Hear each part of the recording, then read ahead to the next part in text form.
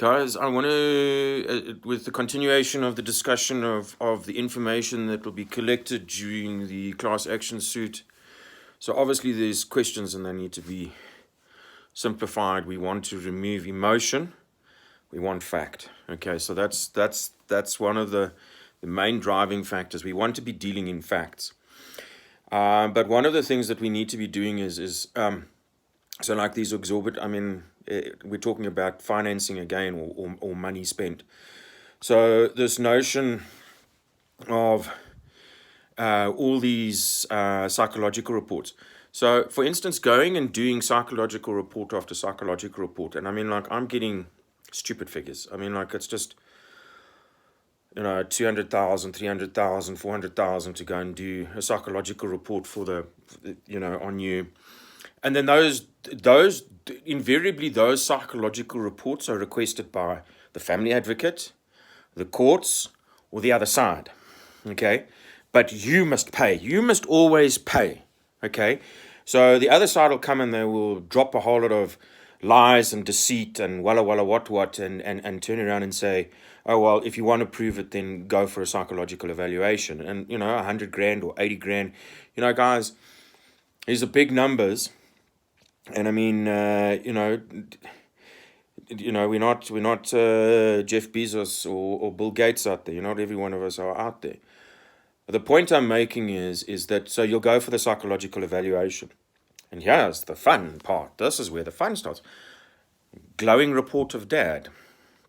Dad should be given primary residence. Daddy should be made the primary caregiver, and dad is the better suited parent. And suddenly that report is squashed and pushed away underneath copious amounts of paper, and there's court orders, refusing for allowing for that report to be made available to the courts, and magistrates refusing to read those reports. And then the fun and games really start. Is now you've got to go for a second and a third and a fourth and a fifth opinion. All the time costing you 100, 200, 250,000 rand at a time. So these are, and my view on this is what is the intention of the lawyers with regards to all these psychological reports?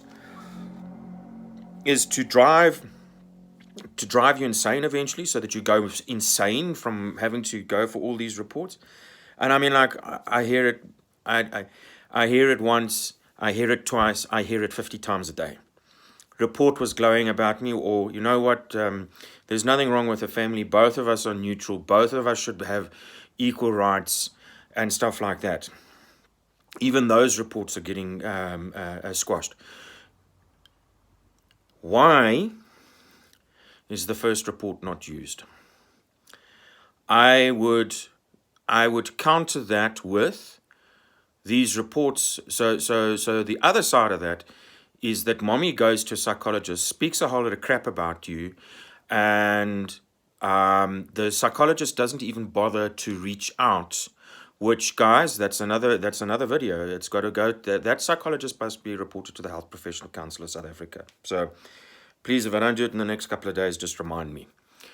So mommy goes and talks a whole lot of crap about you to the psychologist. That psychologist doesn't even bother to reach out to you, okay, let alone do a proper interview with you.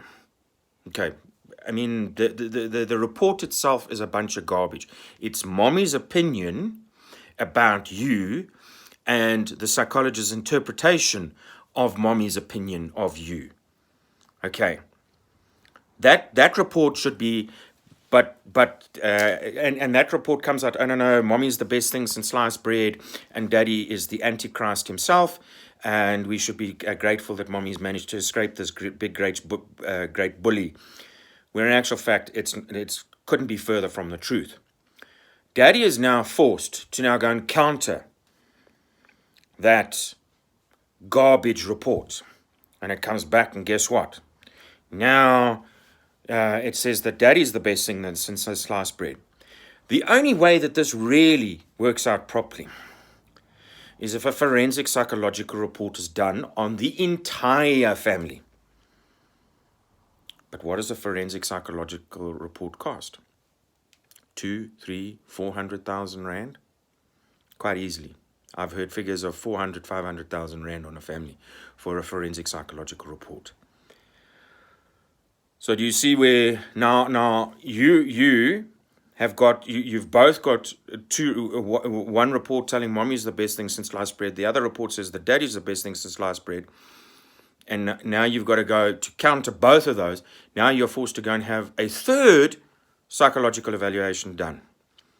It only works if the whole family is interviewed. But once again, costs. So another cost scenario. So we've got to ask questions about how many times have you been for a psychological evaluation? The first psychological evaluation, how was that done? I mean, like, what was the scenario that brought that around? The second, the third, the fourth. I've got guys going for 4 and 5 psychological evaluations at this point in time, at 100 grand a cost, at easy 100 grand a pop. It's insane. It's stupid. It's completely unnecessary. You are being financially prejudiced. The Domestic Violence Act specifically refers to financial deprivation or financial abuse. This is financial abuse, guys.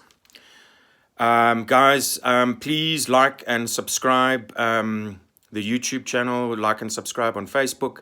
Please don't go to the fake Fathers for Justice. They don't have the number 4 in their naming convention. They are fake guys.